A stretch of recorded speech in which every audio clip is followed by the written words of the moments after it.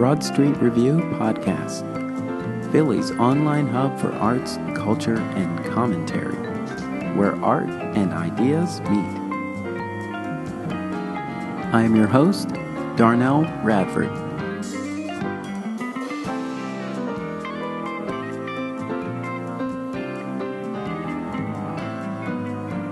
Today on the podcast, a virtual dinner and a show from devising artists Francesca Chilcote and Connor Hogan. Here is my interview for dinner! Franny and Connor write a cookbook. Stay tuned.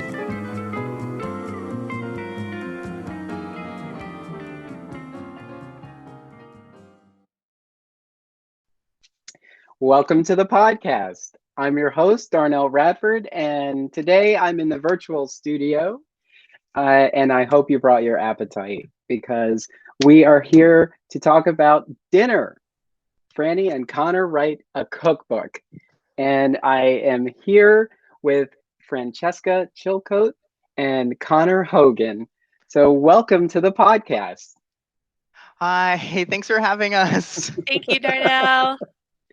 This is the 40th take, just so you know. I've made We've so been many having- mistakes. We've A been good having so time. much, such a good time. So it's okay. So it's 2021. Where did an entire year go? I've been thinking about that, and we've all been doing so many different things, not what we had intended to do in 2020. So I have to start every single episode by saying, like, let's do a year in review. So being that this is your first time on the podcast with us, welcome. We would definitely love to know more about you. So we'll start with Francesca. Francesca, tell us a little bit about you, and then we'll get into what you've done over the past year. Ooh, I'm preparing myself to talk about the past year. But I am a DC-based deviser, teaching artist. My background is in commedia dell'arte and clown. So I come to work and to devising from a seriously silly place. I also serve as the co-artistic director of Faction of Fools Theater Company. So we're a commedia dell'arte company based in DC. I have a cat who's been an incredible influence on my life these past 12 months. And I think that's all there is. There's the cat, there is clown, and there's mask theater. Every home office is a pet. So I think it's great because I have as soon as I got my cat, I said, I guess now I can work from home. It was the same with my dog. Yeah. So Connor, tell us a little bit about yourself. Yeah. So my name is Connor Hogan. I am also a devisor, which I guess is I don't know how to call what we do, but devisor sounds right. I just graduated when I say just, I graduated from the Pig Iron Theater School in Philadelphia in 2019. And then the pandemic happened and it's been a year. So that's kind of been my journey. At least that's where I come from. Prior to that, I was an actor and performer in DC, and that's where Francesca and I spent a lot of time together.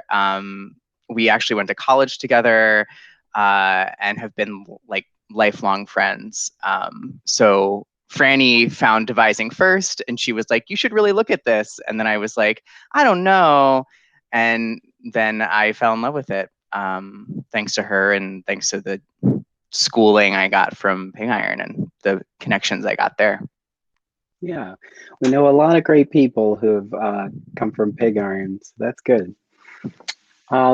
So let's get into it. Let's talk about dinner. How does Franny and Connor write a cookbook? Where did this idea come from? Well, Darnell, at like March 12th in 2020, this does also go a little bit into like what we've been doing over the past year. Francesca and I had scheduled a rehearsal to work on a piece that we still were kind of concocting, bubbling up in our heads, really had no clear idea of what we were going to make yet, but that's kind of the devising process. And on March 12th, we had a rehearsal scheduled at the Moss building, and Francesca texted me that week being like, hey, I don't know if I'm going to be able to make it because it seems like Philadelphia is shutting down. And then it did. And then we kind of decided, let's figure out what we can do. We're super, super kind to ourselves. So we didn't meet for like at least a month, maybe two. And we then started having weekly meetings on, just being like, well, what are we doing right now in the pandemic? What is keeping us healthy? What's keeping us happy? What's keeping us fed? And good tie-in. Fed. And I don't really know where we kind of came up with the idea. I had been studying one-on-one performance a little bit at Pig Iron, and how to create what.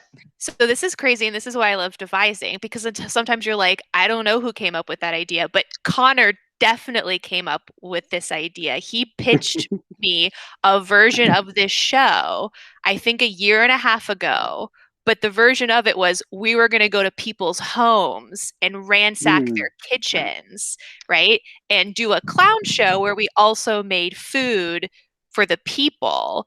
And I said, that's a great idea. Let's work on this other piece first, right? And so it sounds like food is a theme in your life, Darnell. Food is always a theme in our life. So like the first development process we did together, we struggled to begin because we'd each eaten a giant bagel. And so we were working with like themes of like life and death, but like also our tummies really hurt. And I mean, as a clown, I'm super interested in like intellectual versus physical and bodily functions, right? Clown's very good at dealing with both.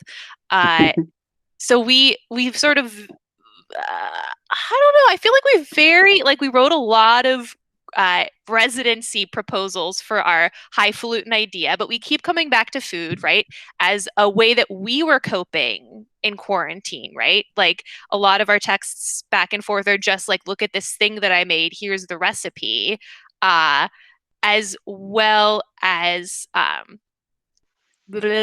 then we circled back on this idea of how simple would it be to do this original sort of dinner in a show, right, in someone's home, but to be zoomed into someone's home instead.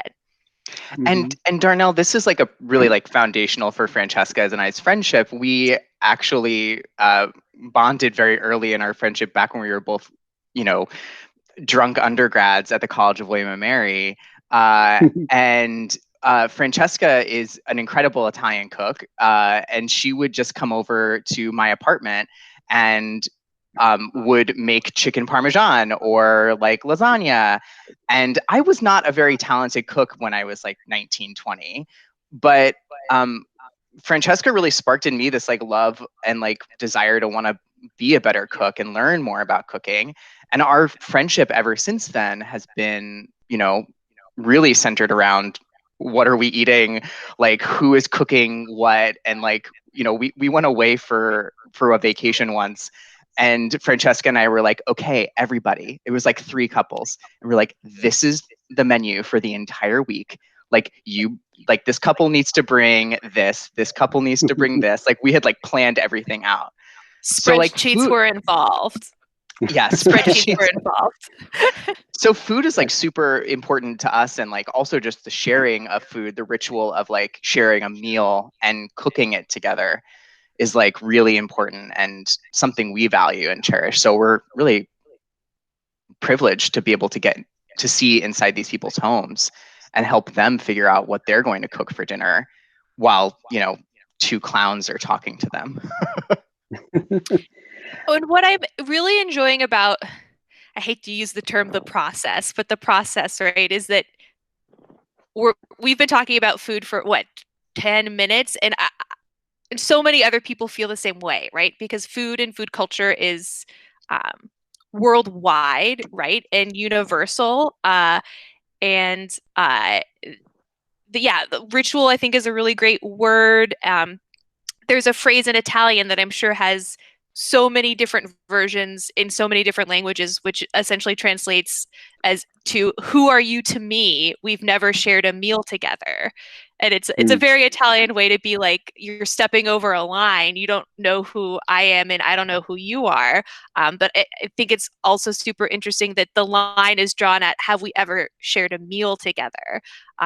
And dinner, exclamation point, is all about, right, trying to recreate the act of sharing a meal, but also the act of creating a meal. And I think we do a pretty good job. Like, by the end, we're sort of just with the person, and the person is with us, and I feel super close to them. Well, that's great. I definitely know that once all the restrictions are gone, and we have like the general precaution we just have as humans, and respecting personal space and whatnot, we're just going to value sharing a meal with people, and we're going to see it in such a different way now, because I'm sure over the year you've been able to enjoy a meal with the people that are in your bubble, maybe, but just that act of going out to a restaurant, or just even in the lobby at opening night, having whatever the offering is there, those things, they're going to be so much more meaningful after a year of not being able to do it, after a year of taking it for granted. Darnell, I have never before missed like sweaty cheese from like a Giant on a plate with like $3 bad wine at an opening night. Like, I have never missed that ritual more than I have in the past 12 months. But you have to have like the cheese cubes, and then like the weird cuts of melon from the fruit plate, right? And like the one strawberry that you can grab before all the strawberries are gone. Right. For me though, it's like always all of the oatmeal raisin cookies that are left over, and I love like getting the oatmeal raisin cookie because that's my favorite. I think it's helpful to love the thing that people tend to hate, because there will be so much left over. I'm always blown away when someone says they don't like oatmeal raisin cookies. So a lot of people don't like raisins. Well, drives me insane. I mean, there is a good reason why some people don't like raisins. It's because they look like chocolate chips, but so it's a deceitful moment. But if you know that's what you're buying into, I think they're delicious. Can you imagine just biting into an oatmeal raisin cookie that you thought was maybe like oatmeal and chocolate, and you look at it and, how dare you? How dare you? I'm gonna finish this, but how dare you? I agree. And like, worse if there's a nut in there. Like, I need to know if there's a nut. I'm not a huge fan of nuts in many things, but I will say that when I bake, I do tend to add pecans. Oh yeah, I love a pecan. Darnell, talk to us a little bit about pecans. Talk to us a little bit about your baking, because like baking is something we both love, but we can't do it in the show because the show is only 90 minutes. So there's nothing that we can bake in 90 minutes, but talk to us about your baking.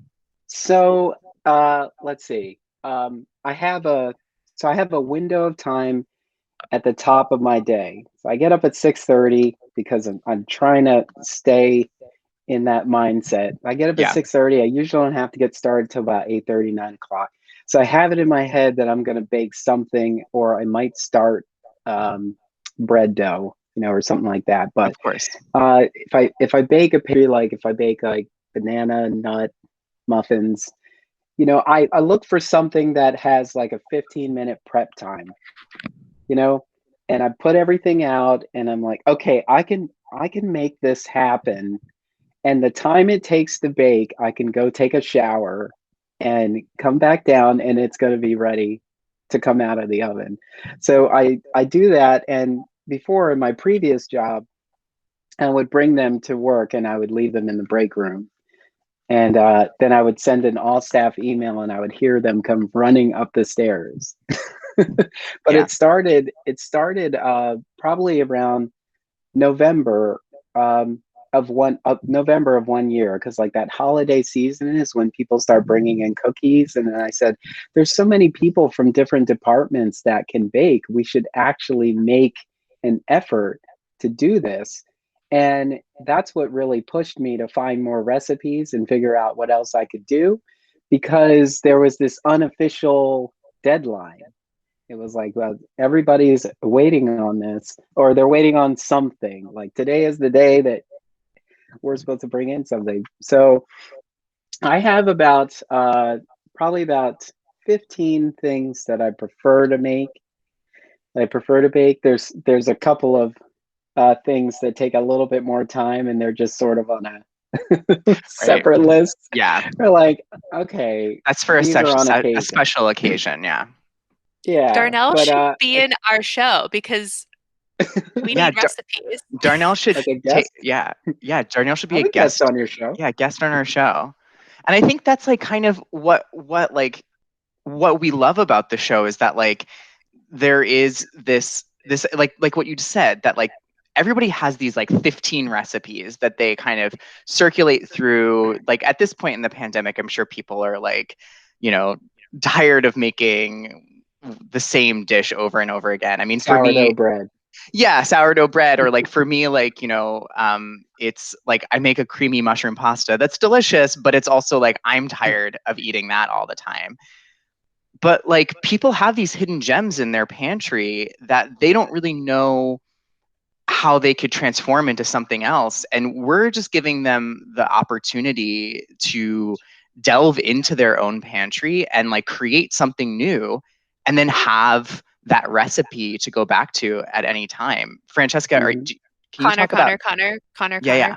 Yep. Well, come a little closer. Okay. Okay. I think we should explain like The do show. the elevator pitch of the show. Okay, you should do that. Should we do that? Should we do Yeah. that? Okay. So, Dinner exclamation point, Franny and Connor Write a Cookbook started from a project that Connor and I tried to start called Everything I Ate in Quarantine and How It Made Me Feel, where we would write down everything we ate each day and then write about how it made us feel. And it got us through some really tough times. But it also made us really sad. It did make us very sad. And so that's the name of the cookbook that we, our clowns are proposed to be writing, right? Everything in Quarantine and How It Made Us Feel. It's a cookbook that in the world of the show, we've been commissioned to write by a very big deal publishing company. They're very important, but you never would have heard of them. And we play versions of ourselves, right? They are not much different from Connor and I right now, right? Just pushed a little bit more into that sort of clown lens. So we've taken this commission in March of 2020, and it is now March of 2021, and we have written nothing because this year has been a disaster. So you, the audience member, enter into our space, and we're so excited to see you, right? Which is another classic clown sort of trope, because we think that you're going to help us write all of these recipes in the next 90 minutes that we have together. There's a little bit of pre-scripted stuff, but the core of the show, right, is us saying, please help us come up with a recipe, and then asking them to look in their pantry, right, in their refrigerator. And essentially the rest is both an improvised show and an improvised recipe, right, where Connor and I sort of share roles of, I think we call them chef and storyteller, right? So if Darnell, say it, we were in a magical world where we could bake and we found bananas and flour, right, in your apartment, we'd be like, okay, we're going to make banana bread or banana pancakes. And I would lead you through that cook, right? And then it would be Connor's job to listen, ask questions, and get you, Darnell, the audience member, talking, right, about your associations with banana pancakes or banana bread, when you've made them, who we've made them for, because we're not only looking for the recipe to put in our cookbook, we're looking for all that bullshit that goes at the beginning of the recipe about that stuff that you yeah, scroll yeah, yeah. Like you through. scroll through. Like I got this from like my mother's granddaughter's sister's wife, and she passed it down in the boot of her shoe when she came over from the old country. Like we're so as storytellers, right, for lack of a better word, we're not only interested in the food and the making of the food, we're interested in the memories and the narratives that we as humans, right, as opposed to animals, build around food. And so by the end of the show, we have an entry, right, in our cookbook, which we are apparently actually writing, of the recipe that you, Darnell, have made with us, but also the story that we have all collaborated on that goes at the beginning. Yeah, so we now have like a host of recipes that are like in a Google Doc somewhere that we will eventually work with a designer to design. Probably my mother-in-law, who is a designer, will design it, and then we'll release it as like a pack of stories and a pack of recipes that people can use or not. Some of the recipes are silly. I mean, our first cook, we had a friend who had no spices in her kitchen.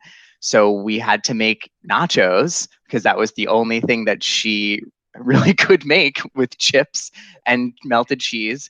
And the only spices she had were cinnamon. So we put cinnamon on the nachos. And she says they were so good, she still makes them to this day. So wow. I was going to say, what kind of chips were they? Because if they were Doritos, then she did have been spices. good. That's true. They were not Doritos. No, they were tortilla chips. Yeah, and I think the goal is to think about even the recipes improvisatorily. Is that a word? Right? That like being super open about like, we just got these ingredients and we made up a recipe, but this is sort of the rules that we follow, right? Like think about obviously like a protein, a grain, like think about how much acidity, how much fat is in there.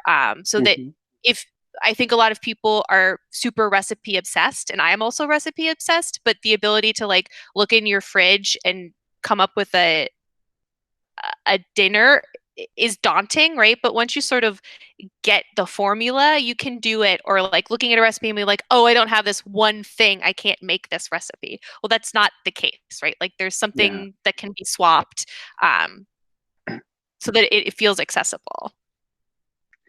I would say, so that I think that's what sort of scared me about baking at first and cooking in general. It's like I don't normally have all of these things. So I wasn't savvy enough to know what to substitute. So what I ended up doing is I would watch maybe like 5 YouTube videos of the same recipe so I could see what the alternates were.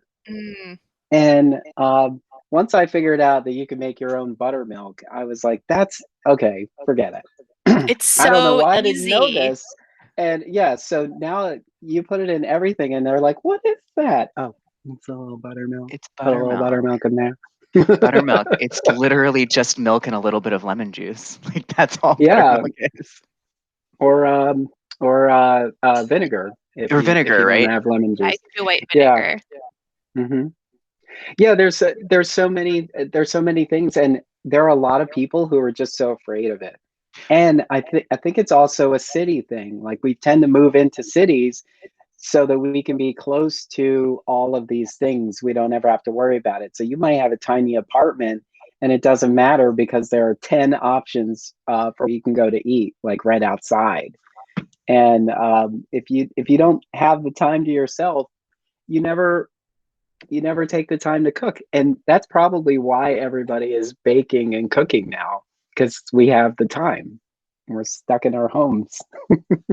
Yeah. And well, I mean, and I think that that's something that people really had to reckon with at the beginning of the pandemic and especially like, people like us that were living in cities that where things were so accessible. When those things were taken away, I mean, people really had to learn how to fend for themselves in some ways in the kitchen,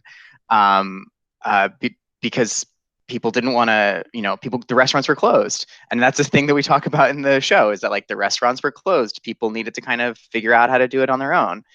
But what I'm hoping is that people can see what else comes with cooking a meal, that it's not just sustenance, it's not just putting food in your body, that it's something you share with people.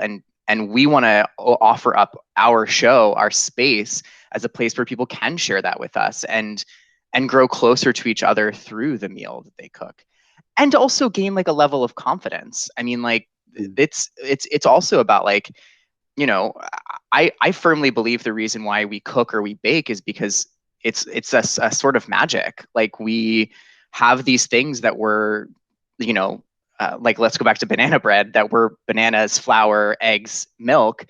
There were these 4 different things that look nothing like a loaf of beautiful banana bread that tastes delicious with some cinnamon butter on it. So yeah, I think that like that accomplishment afterwards is something that has really helped me get through the pandemic. I remember like just like the idea of like, oh man, I'm sad. I guess I'm just gonna make some puff pastry now. Like, and then magically all of my sadness goes into whatever I'm making, and I feel better, at least for a bit. Definitely. Oh, I've connected to your Instagram, and if you go to my Instagram, you'll see all of my recipes. The funny thing is, I don't put down what's in them. It's just salivating pictures of them. But I do have a master plan. It is that's why I was so intrigued by this, because I really hope at the end there is a cookbook. There will be. Oh, there will be. And you can follow us on Instagram at dinner.exclamation.point. Mm-hmm. And we're gonna have that in the show notes, so you great. can definitely connect to that. Connor runs marketing, so like I'm trying to like. Yeah. Also, I had a really hard time spelling exclamation point for a long time, Darnell. So there was a while where it was misspelled, but it's spelled right now. Yeah. You didn't realize it was exclamation point. Exclam. Not exclaim, but wouldn't you think it was exclaim? Which is strange. Mm-hmm. It is funny how many things, like, you just go back to childhood and you just start thinking of how a kid would misspell it, and you're like, but it sounds right. It's sort of phonetically correct. It's just not right. It's not grammatically correct. Right. So let's set the scene. I'm very interested in how you prep your kitchen for an event like this. Like the audience? Yeah, well, yeah. So are you making any of this at all, or are you guiding the guests through the process? No, we make nothing. We just tell the audience that they should have a clean kitchen, something to cook with, and some implement to cook it. So a stove or an oven. And then we also tell them, like, don't worry about, doing a special grocery run. We have had guests or audiences that have come in and been like, oh, I bought this one thing and I don't know what to do with it. Like, can you help us? And we've definitely done that. But, we really want it to be like an actual intimate look inside this person's kitchen. We do sometimes do some demonstration where we'll be like, okay, like if you need to know how to chop a certain thing in this certain way, we'll pull out our own chopping board and our own knife. And it's really important to know that, Darnell, we're also amateur cooks. Like, I was just about to say that. We are not professional cooks. But that's kind of like the joy of the piece, is that like we love cooking so much and we want to share it with people. And like through this process, we found an avenue to share it. Yeah. I used to work at a fruits themed technical store, and one of the I wonder what that technical store is. That fruit themed technical one of the store. phrases we would say all the time is, "I don't know. Let's find out together." Yeah, That's and amazing. that is sort of the best way, because you're going to pick up on something that you didn't know, but together you have reached that end point, and now everybody wins. And the audience isn't like, completely at sea, like we definitely say to them, this is this is what we're going to cook today based on what we've seen. And Francesca, I don't if you want to talk a little bit about the pantry tour. Sure. So you do have to take a survey, so we get an idea of like, what have you been making, and then we ask, what have you been craving, right? Because usually you're craving not the thing that is in your like we said, that your like 15 recipe circulation. And we started. It might be of interest, right? We developed this show for, what would you say, Connor, like 7 months, 6 months before we actually did a run.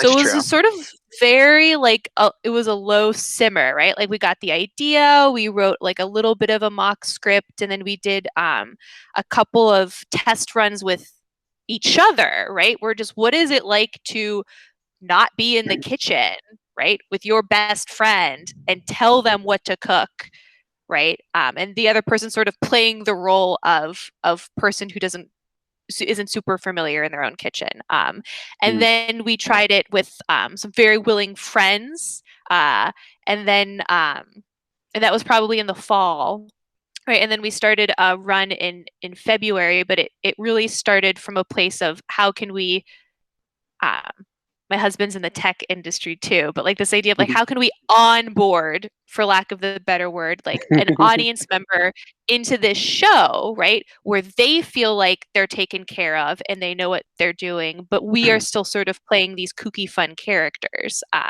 And so the first pantry tour we did, I think, took 15 minutes because we got really excited and we wanted to see everything that they had in their kitchen. Where like some people don't have that much, but some people have like a lot of stuff in their pantry and spices, and people are just doing bigger grocery shops now.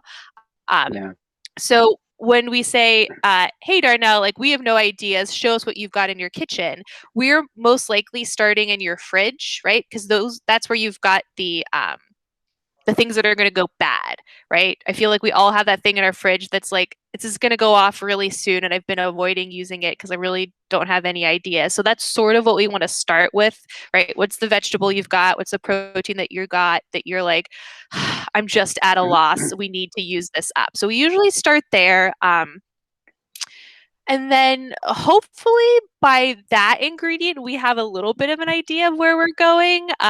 But we sort of do like a, show me your pastas, your grains, show me like what you got going on in your spice cabinet, I feel like is a really important question, right? Because some people have very culturally specific cabinets, or like, we've got everything, or I've got like salt, pepper, and red pepper flakes. And that is sort of the moment, right, where Connor and I are going, right? Trying to figure out what is that recipe, right? And is the other person going to think of something first, right? Because whoever has, just like improv, whoever has the best idea first, we go with that, right? And then the other person is cast as storyteller. Who's really supposed to, like we said, like brings out the story and the other element of the recipe. Nice. So and there have been times also where Francesca and I have both had the idea, and we've said to the audience member, we both have different ideas. Which one do you want tonight? And they usually choose Francesca, to be honest. What do you think is such a draw about Francesca's option over yours? Well, Francesca, I have no idea. I want to know. Well, Francesca has spent like an entire year in Italy, so she knows very, very much about Italian cooking. And I feel like I mean, like, that was me like intentionally negging myself. I do think that I make some delicious things as well, but it's also just like that's just how it goes. That's just how the cookie is crumbled, Darnell. Yeah. It's true, and I think it's helpful to think about, like, we also have our 15 recipes that we know, right? So that often people are like, oh, I never would have made this. Well, it's like, well, yeah, because like you are not Franny and you are not Connor. So a lot of what we're giving people is just the way that we cook, right? Which is obviously very limited. Like I'm cooking a lot of Italian based food because that's what my experience is, and like maybe a little bit of like Mediterranean, sort of that world. And Connor has a deep knowledge of like cooking vegetarian because that's what he does at home. But we are not claiming to be, right, like these well-rounded chefs. We're trying to make a thing from the things that you have that we think of first. And hoping to engage with the person with what they've got, right? If they want to use an ingredient in a way that we never would have, like we want to encourage that it's not just us telling them what to do. It's I think cook your own adventure, right, is a phrase that we've been trying to use. So it's not not a series of orders. It's a there are some choices along the way. Yeah, and Darnell, just to like one other thing to say before we move on is we also think a lot about we've never had a person be like, this was disgusting, I don't like it, because the person has spent time cooking it and making it themselves and has made decisions for themselves that have made the dish their own unique dish, the way that they would cook it, even though we are at the sidelines coaching them. We have not had a single person say that we've cooked or they've cooked a bad meal yet, but who knows? Maybe we will. I would say we've had very nice audience members, so I don't know if they would have told us, but we watch their faces. We get really close. We get very close to the camera. We need validation. Taste it. And we're like, huh? No, I mean, like 95% of the show is us like very, very close to the camera. Intrigued. Yeah. And it's very intimate, which is nice. It's nice to get to meet these people. Like Francesca said at the end of every show, it really feels like we've made a new friend. I mean, when we cooked for Marlene, like, which was this lady neither of us had met. Someone had bought her a ticket as a gift, and it turned out she was this like very lovely lady who lived in Orlando, Florida, and like she always really wanted to know how to cook Italian food. And she would always see chicken parmesan on a menu at an Italian restaurant. And she was like, oh no, that's too hard for me to cook. Like, I don't know how to make that. And we basically were like, no, you have all the ingredients to do it. Like, this is how you do it. And afterwards she was like, this is incredible. Thank you so much for teaching me this. Like, I'm going to give this to my daughter next time she comes over. And learning about her was like just very special for the two of us. It is crazy how many meals start from very simple, very basic items. And it's the coming together of all of those items that make it something so magical. Like, you might just have a tomato that if you don't do something about it today, you might have to throw that tomato away. But right. If you combine that with a couple other things, I just read an article today that said, because I follow Lifehacker, and Lifehacker has a whole bunch of things in there. And there was something I read about milk that's past its best by date is good for baking. Yeah. Because it may not be something you want to drink, but it's doing everything it needs to do to actually, make a baked item what it needs. So it's like, if something is a little bit sour, you may not want to drink that, but you can still use that. As long as there's no, I read a recipe. I read a recipe once for, and this also gets back to kind of how like recipes have stories, food has a story built into it. There's a specific chocolate cake recipe called the Wellesley chocolate cake recipe. And it was made at the Wellesley College for Women, which I don't know where it is right now. But it's made with sour milk. And it was made with sour milk because these women got a certain allotment of, ingredients every week in a grocery list, I guess. And if their milk went off, they made this with it instead. And it was apparently contraband at the college because they weren't allowed to have like sweets or anything like that. I don't know, because of some sort of like, like misogynistic bullshit. Wow. But like no cake for women, I guess. no cake for women. That sounds delicious. By the way, if you ever make your own brownies, you will never buy brownie mix ever again. Oh yeah, no. Ever again. Yeah, I know that. If you have cocoa powder and espresso powder, you can make magic with brownies. Mm-hmm. Yep. So I know you said some of this is there are some scripted elements. So what is your contingency if it goes wrong? If something goes wrong? So I have to say we've done 17 shows. Yeah. We've never had a full meltdown. Like no Zoom issues, no kitchen issues. But what's no house great, on fire. No house on fire. We do have language when you buy a ticket that makes it very clear that you are fully responsible about what happens in your kitchen. Not Franny and Connor.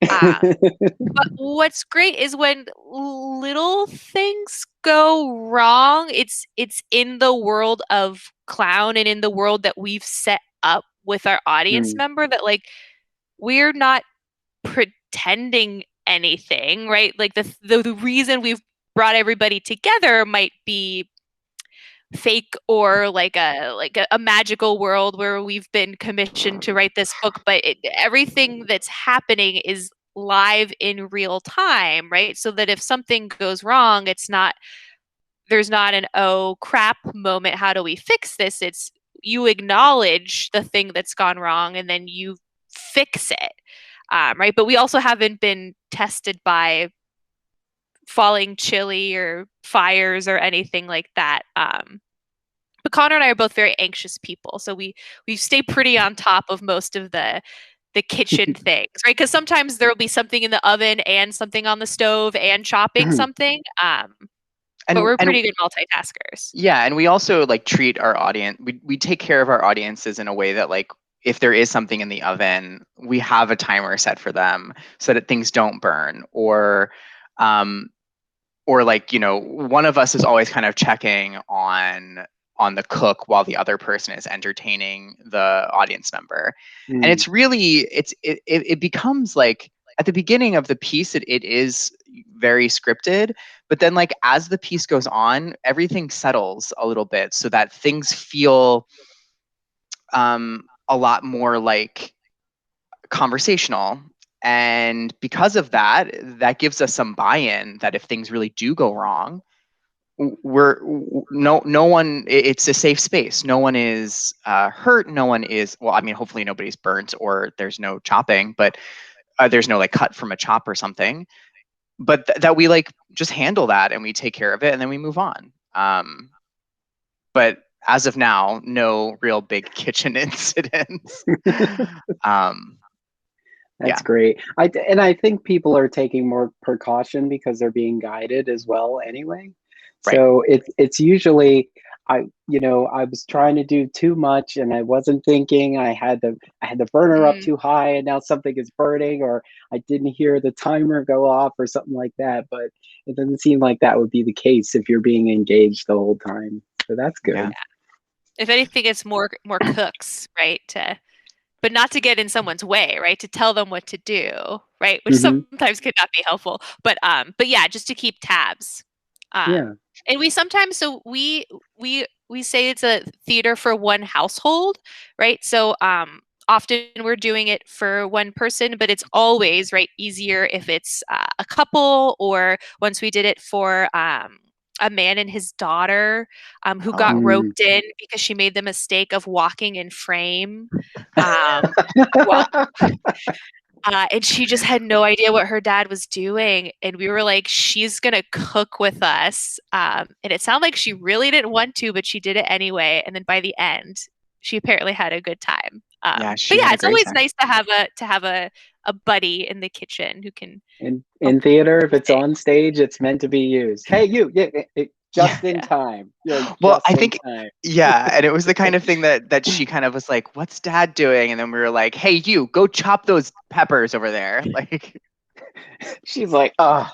Yeah, she was very much that kind of teenager, but she was really good about it. She turned around. Who taught you how to cut these peppers? I was thinking, yeah. So my kitchen is I feel like it is always jam packed with the things you need to make meals. My partner makes a lot of Asian inspired meals. We've been making a lot of ramen bowls, but not necessarily starting with the pack and that seasoning, but like the concepts, like once you realize how to make the broth, you can make this. And it's like crazy how much of my life I had those ramen packets and never thought to put anything else in it. And now you're just like, we have some pork from the other day. We can cut a few pieces of those. We've got some broccoli that we steamed for that other recipe. We can just add that here and just a little bit of, what do they call that? And then it looks so fancy. Salt Bae. Yes. Yeah, and then when you realize, like, it's again something like that. It's like if there's a student listening who doesn't think that they could do this at all, they would think about that ramen or that mac and cheese that they doctored up, and turned it into something more. Like, you can definitely do this, because even if you started with a base, that was fine by itself. A student who doesn't have a kitchen, just buy some broth and put stuff in it, and it will be good. Yeah. Definitely. We've become fans of the whole chicken and making the whole chicken last as long as it possibly can. And it usually ends with ramen. My God, we watched a YouTube video that showed us how to separate a chicken into 8 parts in 1 minute. And watching it, I was like, oh, okay. Yes. I'm not buying packs of chicken anymore. I'm finding a whole chicken on sale, and I'm going to separate that chicken every time. Yeah, it's interesting how much we reference this thing online, right? Because I also think that the internet has been a great democratizer of everything. Great teacher. It makes cooking the things you never would have thought, right, more accessible, because you can find out how to do it, probably for free. But then you can also ask Google, like, what's the substitute for this? Or like, how do we translate this from this? Versus, I think, like, I love cookbooks, but like, there's always something about, like, especially those old school, like the French cooking book, the Julia Child book, right? Like, the really beautiful but intimidating recipes, or like, how do you even get started? What is the thing that would intimidate you the most in a kitchen? And then I'll tell you mine. So my first response is always baking. Right? Because the way that we're describing how we improvise a meal is how I cook no matter what. And baking is less forgiving when you like do a little bit more of this and a little bit more of that. But for me, it's probably like the puff pastry, like a croissant. Like, Connor's been making a lot of beautiful things with layers of butter, and I'm just like, I can't even begin to try to Yeah. do something like I've that. only been doing that though because like my kitchen is very, very cold. There's no heat in it. So it's perfect to like keep butter cold when you're layering. Yeah. But I would say the thing that really intimidates me cooking is probably something I would be fine about doing. But like I haven't cooked really with meat in my kitchen for the past 4 or 5 years. So when I cook with meat, I'm always incredibly just like okay. I hope it's not going to kill anyone. Like I hope it's not going to like be, and especially chicken, like chicken in particular. But I know I can do it. It's just that like I know I need to like really focus on getting it like the right temperature and the right like juiciness. I'll get you another thermometer, and then you'll be Yeah. good. Yeah. Wait, Darnell, what's yours? Did you want Did you want like an actual like dish? Sorry. I know we both were Oh like generic. no, that's good. The thing that you shy away from. Yeah. For me it's pie because Mm. I don't know. I wasn't really focused when I tried to make a pie, and it came out well, but it was like I made an apple pie and I didn't thicken. I didn't I didn't let it I didn't let the filling thicken enough. So even though it actually came out well, it just wasn't what I wanted. Mm, And I also thought I didn't make enough dough, but it really was that I didn't roll it out enough because I was too concerned about it cracking and everything. And I even have I have Magpie's cookbook, Magpie's recipe book, and I was just like, I'll get to you, settle down. But it's Darnell, just the one. don't It intimidates me until I get in there and say, what was I ever worried about? look, Darnell, don't be honestly, like we probably could do a pie. Like we could probably do a pie during the show. We could probably do a pie, but pie is stressful. Pie To is do a pot stressful. pie. Yeah. Yeah, Spe- something simple. but don't let that stress you out, Darnell. You just need to just like just do it. Do it again and like keep doing it until you get it. That's all baking. That's all baking really is. Cooking is a little, I mean, I don't even want to say cooking is easier. It's just different. And I feel like I've done more complicated things. Like I definitely made a batch of croissants. I was so proud of them, Ooh. and I just know that process was so involved. But really, what it was like, once you fold it, you gotta let it chill again. So put it back in the refrigerator for 30 minutes, then come back and fold it again. Yeah. Then put it back in the refrigerator and then fold it again. Because you need all those layers so that it can be flaky and buttery Pies when it's done. pie is the exact same way and just gotta let it Yeah, chill out. Do you have a food processor or as they call it in France, a robot culinaire? I have a Cuisinart. I also have a KitchenAid, Okay. On and it. Ooh.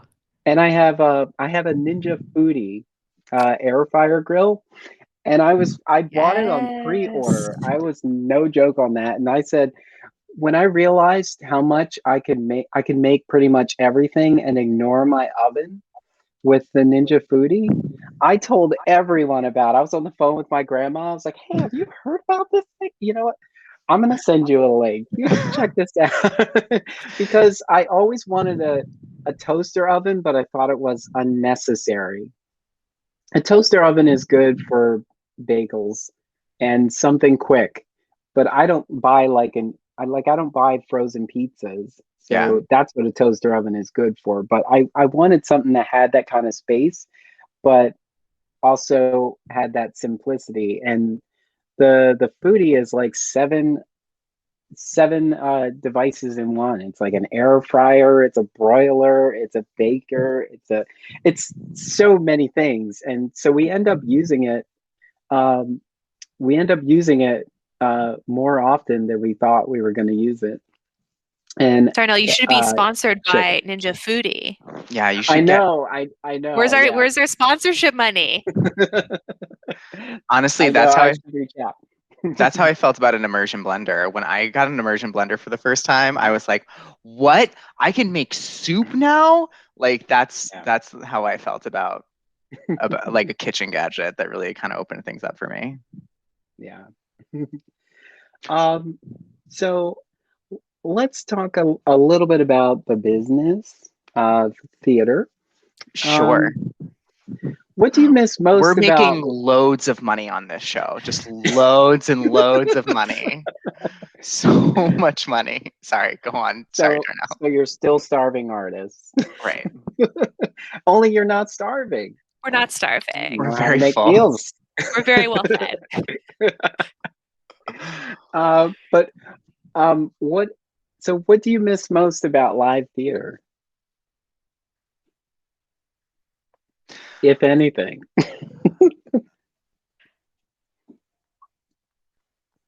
I think that like so when Francesca and I were first rehearsing and doing this show, I had a lot of anxiety about this not feeling like theater because there isn't a big audience. There isn't we're not living together in the same space with the audience. We're not breathing the same air. And I think that made me really sad when we were first doing dinner, dinner exclamation point, even though the show really made me happy. But the experience, I think, it felt like there was a component missing. And I think that like what I've realized is that like there's actually so much more accessibility in the Zoom platform, especially when we treat it like what it is, which is like a place to meet people, a place to share conversations, a place to share with each other, as opposed to a traditional like fourth wall experience. And I think that like that leads me to just think about like I kind of just like really miss sharing space and like breath with people, because like there's that moment in the theater where like something happens on stage and everyone's like and it feels like there's this tension. And that's my dog, by the way. I don't know if you heard her. Your dog agrees. My dog agrees. She misses the shared breath. Although I'm sure she doesn't want me to go out and do any theater right now. Yeah, and I think that like what I found is that being able to focus on one person, being able to like really invest and listen to a person is a different kind of sharing, and has begin to feed me in a different way than live theater would. And also, like we talked about before, like opening night shows. I desperately miss an opening night show. I want to have bad wine, bad sparkling rosé with somebody and talk about, what we just saw on stage. Yeah. You're like, Baby, having table wine at home is just not the same. No. It's sad then when I've drank most of the box of wine. Baby Francesca, what about you? I agree that the things that I miss about live theater, we sort of mitigate in doing theater for one, right? Because I'll just keep saying clown, right? Clown is really dependent on seeing the audience, talking to the audience, connecting to the audience, and getting the audience response, right? And if Connor and I were to do our two-person Romeo and Juliet via webinar, right, we would have no idea what was going on with the audience because we wouldn't see them. And like maybe we do a Q&A after, but then we'd be sad, right? Because we were acting to avoid. But because it's three people on a screen, we're off, our video is on, our mute is off the whole time, that we get laughs, right? And we can hear them. which is really cool.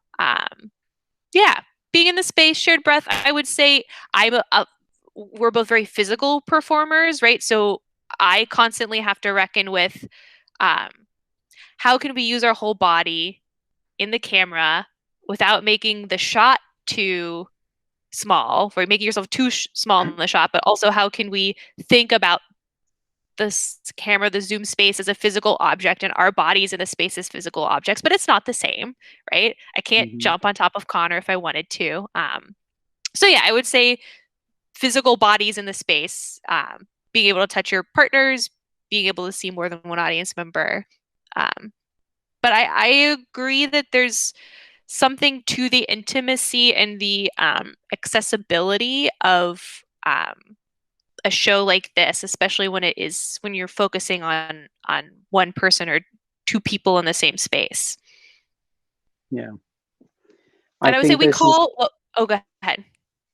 Oh no, go ahead.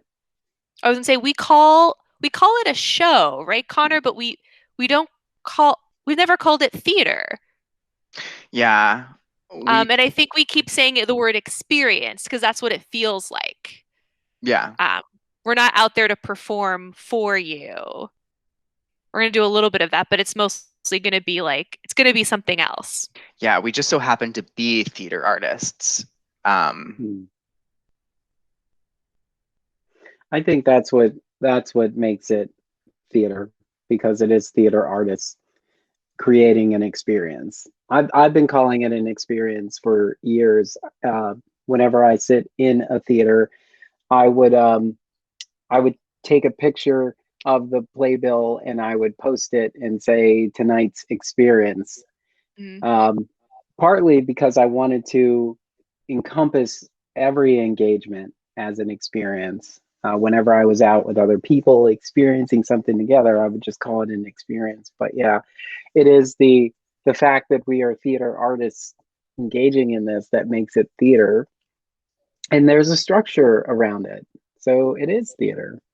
I just don't know what we've named this yet. Like, we're calling it virtual theater, but I said in an earlier podcast that it's like, what are we writing? This isn't a play script per se. It's kind of like a compu play or something.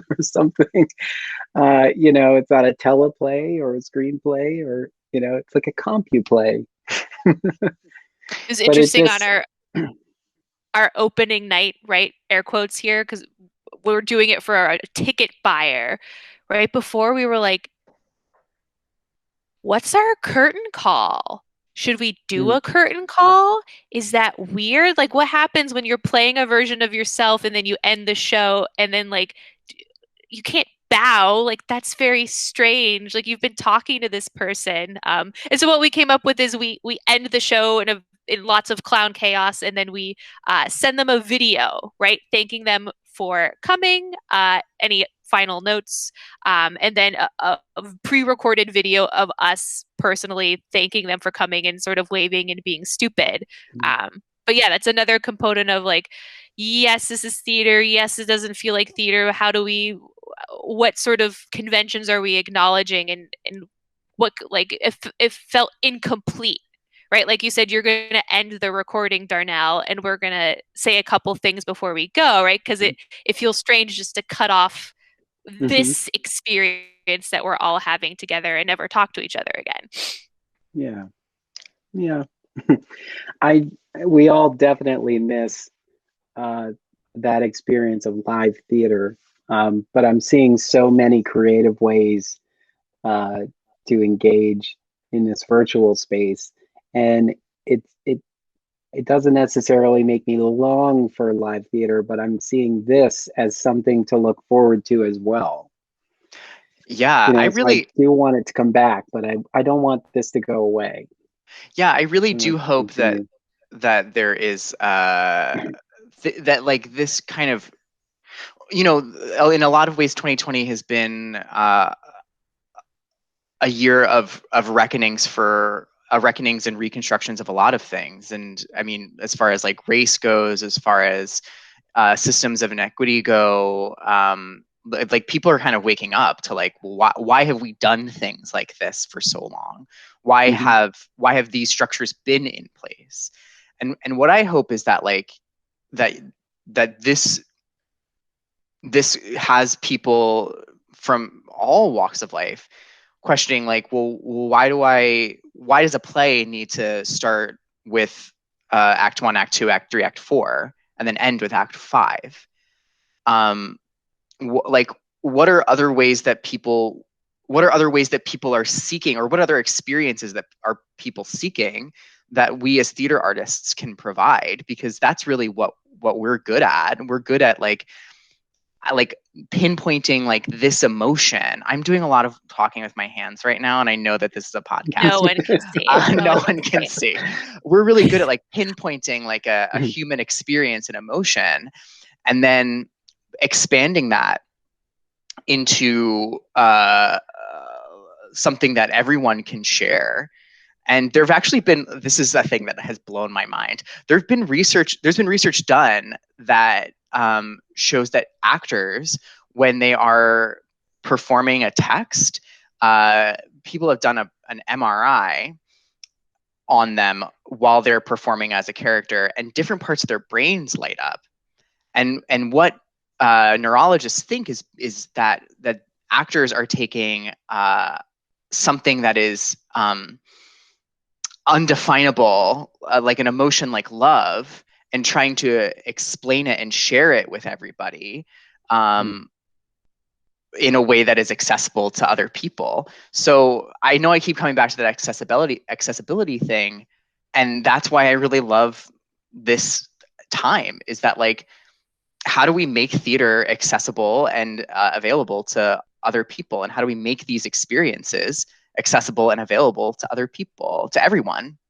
And thinking about the production side, it is not a coincidence that a lot of young, independent, artistic self-producers are the ones who are doing this work, right? Connor and I have a budget of no dollars. Well, I think the Zoom now has like, we have a professional Zoom. Now has a budget. It was like a big deal that we bought it.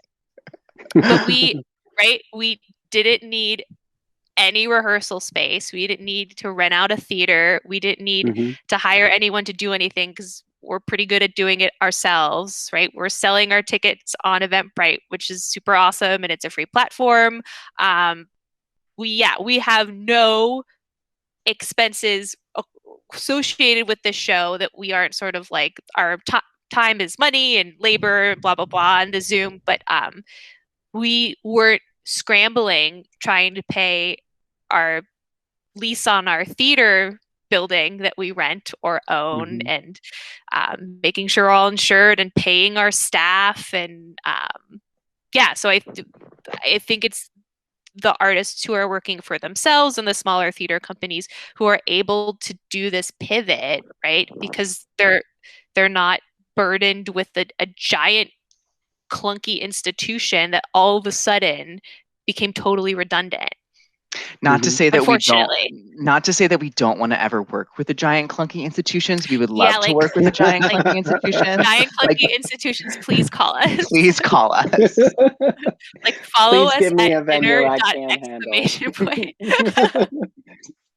No, I agree with that too. I was thinking, I started a theater company in 2005, and then I didn't have any, I had everything I had brought from high school about it. And I said, so the difference between these high school productions and the ones I'm doing now is I'm aware of how much this costs. Yeah. Right. Before, I didn't have to worry about rehearsal space. I didn't have to worry about the venue, because who else was in the auditorium? It was us. We were doing that. So, we rehearsed in the same space because it was in there. So we had that. And starting my company, it was pretty much like that too. It was like, okay, secure this venue a year in advance, because you had to. And now it's just figuring out, how do you make sure that people get to your opening night? And there was a sense of ignorance at the start, where I just didn't understand all the particulars that freak these organizations out, you know? And we didn't have all the overhead that many organizations have. So I feel like this is a prime opportunity for solo artists and more intimate pieces to actually really shine. And I think if we do this right, we will show those larger organizations, you know, essentially how it's done. Are you really telling me that without your large venue, you can't produce theater? Like, you don't know how to produce theater without a large venue and, you know, more seats than you can handle? So it is kind of interesting to see the creativity that is coming out of this, because I think we lose sight of it when we are overwhelmed by uh, maintaining the structure, the entity that is a theater company. You know, if you are large enough to have your own venue and people that are paid consistently, whether you produce a show or not. So yeah, that's, I think that's why I feel like I want to sort of, I want to support, and I want this to continue to grow, because I feel like there's so much more opportunity for an individual artist to then take all of this and prop up a YouTube channel and really show that here's my body of work, you know, where I had to be tied to this large organization before anyone could see me. But now it's just, I put the right metadata into a video and the people found me. And but I still put all of that work, all of that heart, all of that effort into um, bringing this to this virtual stage. So yeah, I see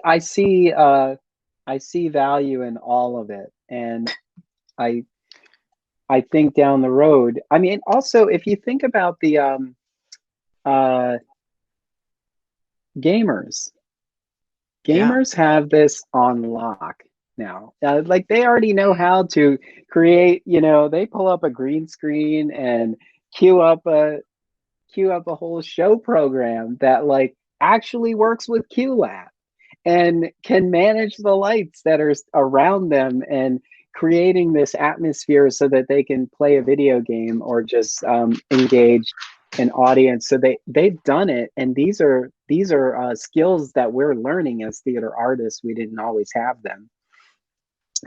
We weren't always aware of them, so we're actually kind of taking cues from them. And so I think there is something to be created here. Well, and you think about like a show like ours, if we pitched a show like this to a traditional theater, like, I'm not going to name any names, but like just like a big theater, and we're like, okay, so this is the show. The audience is one, and we can only do one person, or like one, like maybe two, and like a traditional theater would be like, absolutely not. Like, where are the ticket sales coming from? How are we going to like sustain this? You know, I think, or they would make it so exclusive that it's only available to the highest donor, and you know, it is something that becomes elitist. Yeah. And it's like, but that's not it. It's like you're trying Right. to engage one person at a time. And Yeah. And this show is not mentally easy, right? Like, we don't have a script. We're improvising for at least 70 minutes of it. And one of us is teaching someone how to cook a recipe they may have never cooked before without being in that person's kitchen. And the other person is writing an original, like 750 word short piece of fiction. So we intentionally create a schedule, right, that is kind, keep saying kind to ourselves, right? We only do 3 shows a week, and we're getting 1 ticket, right, per show. And we do by donation only, and we have some recommendations according to sort of your yearly salary. But yeah, like, it's important for us to keep it accessible, but also to not let that not dilute. burn ourselves out. Yeah. And also not let that dilute the experience. Like, it's accessible, not be kind to ourselves, and also like actually meet our audience where they are. And because our budget is 0, right? Connor and I just split it in half, right? And it's not bad. People are being generous. People are excited to buy a ticket to something, I think. Yeah. And you are still flexing your creative muscles too. So I think it's a great concept. Darnell, come see it. Come see our show. I will. The production is called Dinner!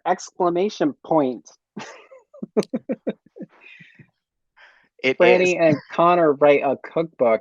I think at the beginning of this cookbook, you have to reference that the process of building this was a slow, what did you call it? A slow simmer. You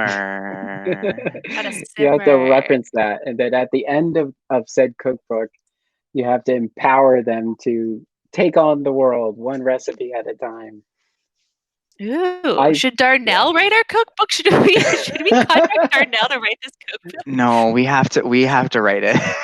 We have to write this cookbook. Sorry. I have a marketing mind as well. But so I was intrigued by this, just as the people who have experienced this thus far have been intrigued, and I'm sure more people will. Like I said, Dinner! Franny and Connor Write a Cookbook. We will have the link in the description, and you can follow them on Instagram at dinner.exclamation.point. And Franny and Connor, thank you so much for taking the time to chat and, just geek out about food with me. It was fun. We love it. Thank you so much for having us and letting us geek out about food and theater. Mm-hmm. And so if you're listening to this now, it is currently running, and it's running through May 22nd. So you do have time, but don't wait, because it's one at a time. So you want to get in on that. You want to get in on that schedule before all the slots are booked. But then we also are, we're doing a la carte bookings. So you'll find our email in the link that you'll send out. And if nothing's available, just email us and we'll schedule a time that works for all of us.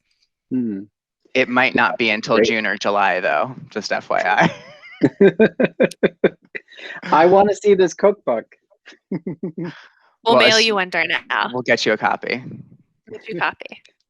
Well, it was great chatting with you, and I look forward to experiencing this. I'll figure out a time on my schedule to get in on this, and it'll be a lot of fun. So thank you so much for chatting. This was truly a pleasure. Thanks, Darnell. Oh, thank you, Darnell. Head on over to our website at www.broadstreetreview.com and click Get Involved at the top. While you're there, help keep us running and click Contribute to find out how. Connect with us on social media, on Facebook and Twitter at Broad Street Review. Thank you for helping to keep the conversation going.